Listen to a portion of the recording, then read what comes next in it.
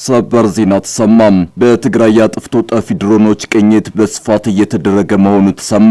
የድሮን ቅኝቱን ተከትሎ ጥቃት ሊፈጸም ይችላል በሚል ነዋሪዎች ከአካባቢው እንዲሸሹ ትዕዛዝ ወጥቷል። አንድ የፌዴራል መንግስት ባለስልጣን የድሮን ቅኝት እየተደረገ መሆኑን አረጋግጠው ህዝቡ ከህወሓት ወታደራዊ ካምፖችና መጋዘኖች እንዲርቅ አስጠንቅቀዋል። ይህን ትኩስ ወታደራዊ መረጃ በዝርዝር ወደ እናንተ እናደርሳለን።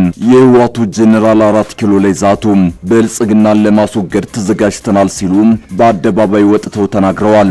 የጄኔራል ታደሰን እንቅስቃሴ እግር በእግር እንዲከታተሉ ትዕዛዝ የተሰጣቸው እኚህ ጄኔራል ሁሉም ነገር አልቋል፣ በቅርቡ ጠብቁን ብለዋል። ይህ የጄኔራሉ ዛቻ የተሰማው ከአሜሪካ እስከ አውሮፓ ህብረት ጦርነት እንዳይፈነዳ እያስጠነቀቁ ባለበት ወቅት ነው። እንመለስበታለን። የሰሜን ኮሪያው መሪ ኪም ጆንግ ኡን የኒውክሌር የጦር መሳሪያ ግንባታ ካለፉት ዓመታት በበለጠ ፍጥነት በመጨመሩ የአሜሪካ ሚሳኤል መከላከያ ሊቋቋሙ የማይችል ደረጃ ላይ መድረሱ ተነገረ።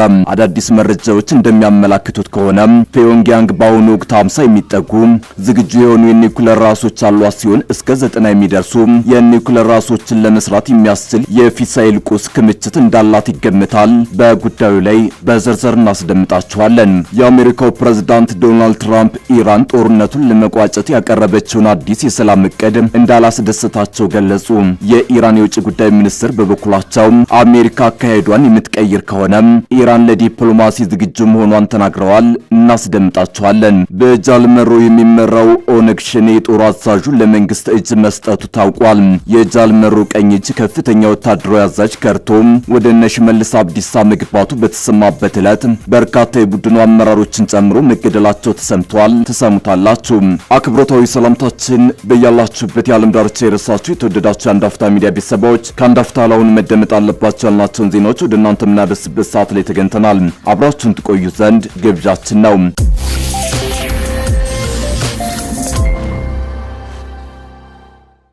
የህወሓቱ ጄኔራል 4 ኪሎ ላይ ዛቱ። ብልጽግናን ለማስወገድ ተዘጋጅተናል ሲሉ በአደባባይ ወጥተው ተናግረዋል። የጄኔራል ታደሰን እንቅስቃሴ እግር በእግር እንዲከታተሉ ትዕዛዝ የተሰጣቸው እኚህ ጄኔራል ሁሉም ነገር አልቋል፣ በቅርቡ ጠብቁን ብለዋል። ይህ የጄኔራሉ ዛቻ የተሰማው ከአሜሪካ እስከ አውሮፓ ህብረት ጦርነት እንዳይፈነዳ እያስጠነቀቁ ባለበት ወቅት ነው። የህወሓት ፖለቲካዊ አመራሮችና ወታደራዊ አዛዦች 4 ኪሎ ላይ የሚያሰሙትን ዛቻ ቀጥለውበታል። ከሰሞኑ የቡድኑ አመራር አዲስ ዓለም ባሌማ ለሁሉም ነገር ተዘጋጅተናል፣ ሎጂስቲክ አዘጋጅተናል፣ ከፋኖም ከሻቢያም ጋር ተጣምረናል ማለታቸው አይዘነጋም። ዛሬ ደግሞ ከህወሓት ወታደራዊ አዛዦች መሃል አንዱ የሆኑት የአርሚ 60 አዛዥ ብርጋዴር ጄኔራል ህንጻ ወልደ ጊዮርጊስ ብልጽግናን ለመጣል ተዘጋጅተናል የሚል ከፕሪቶሪያ ስምምነት ያፈነገጠ አስተያየት ሰጥተዋል። ጄኔራሉ የህወሓት ልሳን ለሆነው ወይን ሚዲያ በወቅታዊ ጉዳይ በሰጡት ማብራሪያ ማንም መጠራጠር የለበትም፣ ሁሉም ነገር አልቋል ሲሉ ፉከራ አሰምተዋል። ጄኔራሉ ብዙዎች ተሰውተውለታል ያሉትን በተናጠል ክልላዊ ምርጫ የተመሰረተውን የህወሓትን መንግስት መመለስ የህልውና ጉዳይ ነው ብለዋል። የ2 ዓመቱን ደም አፋሳሽ ጦርነት መሬት ለማስመለስ ሳይሆን 2.8 ሚሊዮን ህዝብ የመረጠውን መንግስት ለማስመለስ ነው ያሉት ጄኔራሉ በጦርነቱ 1 ሚሊዮን ገደማ ሰው ሙቷል የሚባለውን አስተባብለው 1 ሚሊዮን ሰው ሙቷል የሚለውን ተውት፣ የተገደሉት በሺዎች የሚቆጠሩ ናቸው ሲሉ ተደምጠዋል። ጄኔራሉ መስዋዕት ከፍለንበታል ያሉትን ህወሓት መራሹን መንግስት ለማስመለስ ሙሉ ዝግጁ አለን ብለዋል። ዳግም ጦርነት ይቀሰቀሳል ተብሎ ከፍተኛ ስጋት ስለፈጠረው ውጥረት ማብራሪያ የሰጡት ጄኔራሉ ድጋሚ ከተዋጋን የነበረውን መንግስት ለማስመለስ ነው ይላሉ። የፕሪቶሪያው ስምምነት ከዚህ በኋላ ዋጋ እንደሌለው የገለጹም ሲሆን ከዚህ በኋላ ወደ ኋላ የሚመለስ ኃይል የለም ብለዋል። የፌዴራል መንግስት በስምምነት ሰበብ ትግራይን ከፋፍሏል በማለት የከሰሱ ሲሆን እንደ ጌታቸው ረዳ ያሉ ግለሰቦችንም እንደ ጠላት እንታገላቸዋለን ብለዋል። ጄኔራሉ ትግራይን ከርተዋል ያሏቸውን ኃይሎች ከፌዴራል መንግስቱ ጎን ተሰልፈው የህወሓት አመራሮችን ለማጥቃት እየተዘጋጁ ነው በማለት ከሰዋል። በዚህም የህወሓት አመራሮች የጥቃት ኢላማ በመሆናቸው በነጻነት መንቀሳቀስ እንዳይችሉ መሆኑን የጠቆሙ ሲሆን በነ ደብረጽዮን በኩል ከወዲሁ ድብብቆሽ መጀመሩን ጠቁመዋል። ከባለፈው ጦርነት ተምረናል ያሉት ጄኔራሉ ዳግም ውጊያ ከተቀሰቀሰ እንደ በፊቱ በቀላሉ እጅ አንሰጥም ብለዋል። የህወሓትን መንግስት በመመለስ የቤት ስራችንን ጨርሰናል ያሉት እኚሁ ወታደራዊ አዛዥ ቀጣዩ ጉዞ የትግራይን ብሔራዊ ጥቅም ማስከበር ነው ብለዋል። በህወሓት ጄኔራሎችና አመራሮች አገላለጽ የትግራይ ጥቅም የሚከበረው በጠቅላይ ሚኒስትር አብይ አህመድ አስተዳደር መቃብር ላይ ነው ወደ ማለት ተሸጋግሯል።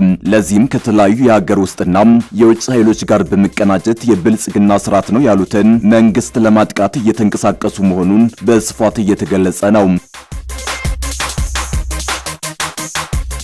በመጨረሻም የህወሓትና ፌዴራል መንግስት ፍጥጫ በምድር በሰማይ ቃታ ወደሚሳብበት 11ኛ ሰዓት ላይ ደርሷል። ከፌዴራል መንግስቱ ጋር ያለኝን ግንኙነት በጥሼዋለሁ ባለው የህወሓት ቡድን አመራሮች ላይ ያነጣጠረ የድሮን ቅኝት በትግራይ ሰማይ ላይ በይፋ መጀመሩ ተነግሯል። ከትናንት ጀምሮ በተለያዩ የትግራይ አካባቢዎች መጠነ ሰፊ የድሮን ቅኝቶች መደረጋቸውን የሚያረጋግጡ መረጃዎች ወጥተዋል። የድሮን ቅኝቶቹ የተደረጉት የህወሓት ጦር በሚንቀሳቀስባቸው ቦታዎችና አመራሮች በሚገኙባቸው አካባቢዎች ላይ መሆኑ ታውቋል። በተለይ ትግራይ ክልልን ከአማራና አፋር ጋር በሚያዋስኑ አካባቢዎች ላይ የድሮን ቅኝቶች በግልጽ መታየታቸውን የሚያረጋግጡ መረጃዎች ከስፍራው ወጥተዋል። ህወሓት ጦሩን ያስጠጋባቸው የአፋርና አማራ አዋሳኝ አካባቢዎች ላይ የተደረገው የድሮን ቅኝት ከትናንት ጀምሮ እስከ ምሽት ድረስ የቀጠለ መሆኑ ተገልጿል። ህወሓትና የፌዴራል መንግስት በየፊናቸው ጦራቸው ወደ አዋሳኝ አካባቢዎች እያስጠጉ መሆኑ እየተገለጸ ነው። መከላከያ ሰራዊት ቀደም ብሎ ከተለያዩ የአማራና ኦሮሚያ አካባቢዎች ወደ ትግራይ አዋሳኝ አካባቢዎች አንቀሳቅሶ የነበረ ቢሆንም ወደ ኋላ መመለሱ ተሰምቶ ነበር። አሁን ላይ ውጥረቱ ማየሉን ተከትሎ መከላከያ ወደ ትግራይ አዋሳኝ አካባቢዎች በስፋት እየተንቀሳቀሰ መሆኑን የሚገልጹ መረጃዎች እየወጡ ነው። መከላከያ ወደ ትግራይ አዋሳኝ ከመጠጋቱ ባሻገር ከሰሞኑ በተለይ በአማራ አዋሳኝ አካባቢዎች ከህወሓትና ከቡድኑ ጋር ግንኙነት አላቸው ከሚባሉ ታጣቂ ኃይሎች ጋር ተዋግቷል። በተለይ በዋግምራ አበርገሌ ግንባርና በራያ ቆቦ በኩል ከሰሞኑ የህወሓት ኃይሎች የተሳተፉባቸው ናቸው የተባሉ ውጊያዎች ተካሂደዋል። በውጊያው ህወሓትና አጋሮቹ ናቸው የተባሉ የታጠቁ ኃይሎች መሳተፋቸው በገለልተኛ ወገን ባይረጋገጥም በአዋሳኝ አካባቢዎች ውጊያ መካሄዱ ተዘግቧል።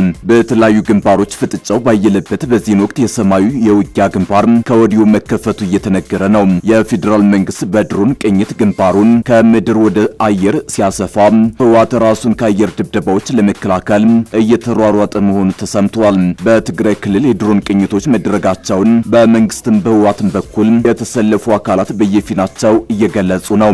ከፌዴራል መንግስት ጎን የተሰለፉ እንደ ጣማ አርዶም ያሉ ባለስልጣናት ድሮን ቅኝት መደረጉን በመግለጽ ህዝቡ ከህወሓት ጦር አካባቢዎች ከመንቀሳቀስ እንዲቆጠብ አሳስቧል። በጌታቸው ረዳ የሚመራው ስምረት ፓርቲ አመራርና የፌዴራል መንግስት ባለስልጣን የሆነው ጣመ የድሮን ቅኝቱ ያነጣጠረው በህወሓት ጦርና በአመራሮች ላይ ነው ብሏል። በተለይም ህወሓት የጦር መሳሪያ ያከማቸባቸው መጋዘኖች እንዲሁም ቁልፍ ወታደራዊና ፖለቲካዊ አመራሮች ዋና የድሮን ቅኝቱ ኢላማ መሆናቸውን ጠቁሟል። ህወሓት ጄኔራል ታደሰ ወረደን አስተዳደር ማፍረሱን ተከትሎ በትግራይ ክልል በግልጽ የተጀመረው የድሮን ቅኝት ወደ ጥቃት ሊሸጋገር እንደሚችልም እየተገለጸ ነው። እንደ ጣም ያሉ በትግራይ ፖለቲካ ንቁ ተሳትፎ ያላቸው ባለስልጣናት በማንኛውም ሰዓት የድሮን ጥቃት ሊፈጸም እንደሚችል በመግለጽ ህዝቡ ጥንቃቄ እንዲያደርግ እያሳሰቡ ነው። ከፌዴራል መንግስት ጎን የተሰለፉ ብዙዎቹ የትግራይ ኃይሎች የድሮን ጥቃት የሚፈጸመው በህወሓት ላይ ብቻ አነጣጥሮ እንደሚሆን እየገለጹ ነው። ይሁን እንጂ ሰላማዊ ሰዎች በህወሓት ጦር የጦር መሳሪያ በተቀበረባቸው አካባቢዎችና በተከማቸባቸው መጋዘኖች እንዲሁም አመራሮች ከሚንቀሳቀሱባቸው አካባቢዎች ራሳቸውን እንዲያርቁ እየገለጹ ነው። በህወሓት ሰዎች በኩልም ሰፊ የድሮን ቅኝቶች እየተደረጉ መሆኑን ከትናንት ጀምሮ እየገለጹ ነው። ከህወሓት ጋር ግንኙነት ያላቸው አካላት በማህበራዊ ሚዲያ ባሰራጯቸው መረጃዎች ድሮን ጥቃት ሊፈጸም እንደሚችል በመግለጽ ከወዲሁ ጥንቃቄ እንዲደረግ እያሳሰቡ ነው። በጃልመሮ የሚመራው የኦነግ ሸኔ ጦር አዛዥ ለመንግስት እጅ መስጠቱ ታወቀ። የጃልመሮ ቀኝ እጅ ከፍተኛ ወታደራዊ አዛዥ ከርቶም ወደ እነ ሽመልስ አብዲሳ መግባቱ በተሰማበት ዕለት በርካታ የቡድኑ አመራሮችን ጨምሮ መገደላቸው ተሰምቷል። በትግል ስሙ ጃል ቃንቄ የተባለው የአማጺው የኦሮሞ ነጻነት ሰራዊት የምዕራብ ኦሮሚያ ቀጠና አዛዥ የክልሉ መንግስት ለቡድኑ ያቀረበውን የሰላም ጥሪ ተቀብሎ እጅ መስጠቱን ዋዜማ ራዲዮ ምንጮችን ዋቢ አድርጎ ዘግቧል። ጃል ቃንቄ በወለጋ ዞኖች የሚንቀሳቀሰውን የአማጺ ቡድኑን ክንፍ ይመራ እንደነበርና የቡድኑ ቁልፍ ሰው እንደነበር ምንጮች ገልጸዋል። ግለሰቡ ከሌሎች የቡድኑ አዛዦች ጋር በአንዳንድ ውስጣዊ ጉዳዮች ላይ አለመግባባት እንደነበረ የጠቀሰው ዘገባው ይህ አለመግባባት እጅ ለመስጠት እንዳበቃው የዋዜማ ምንጮች ተናግረዋል። ጃል ቃንቄ እጅ መስጠቱን የክልሉ ርዕሰ መስተዳደር የጸጥታ ጉዳዮች አማካሪ ብርጋዴር ጄኔራል ኃይሉ ጎንፋ በይፋዊ ማህበራዊ ትስስር ገጻቸው ላይ ካጋሩት መረጃ ላይ ማረጋገጣቸውንም ተመልክቷል። በሌላ በኩል የጃል መሮ ቀኝ እጅ ከፍተኛ ወታደራዊ አዛዥ ከርቶ ወደ ሽመልስ አብዲሳ መግባቱ በተሰማበት ዕለት በርካታ የቡድኑ አመራሮችን ጨምሮ መገደላቸው ተሰምቷል።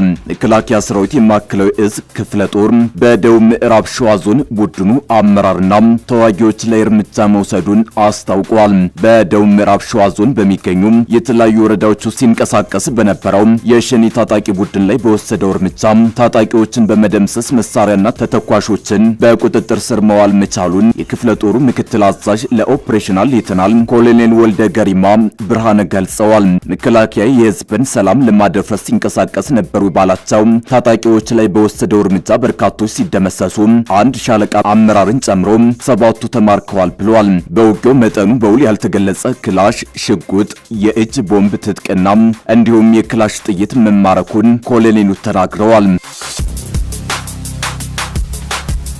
የሰሜን ኮሪያው መሪ ኪም ጆንግ ኡን የኒውክሌር የጦር መሳሪያ ግንባታ ካለፉት ዓመታት በበለጠ ፍጥነት በመጨመሩ የአሜሪካ ሚሳኤል መከላከያ ሊቋቋሙ የማይችል ደረጃ ላይ መድረሱ ተነገረ።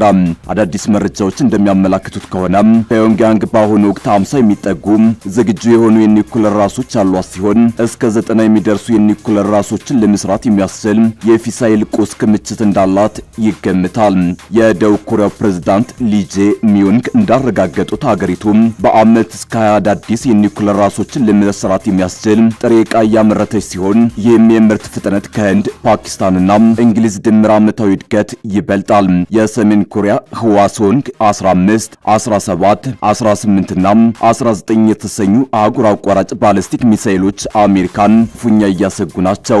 አሜሪካ በአላስካና ካሊፎርኒያ 65 ቢሊዮን ዶላር የወጣባቸው 44 ሚሳኤል መቃወሚያዎች ቢኖሯትም አንዱን የጠላት ሚሳኤል ለመምታት 2 መቃወሚያዎች ያስፈልጓታል ተብሏል።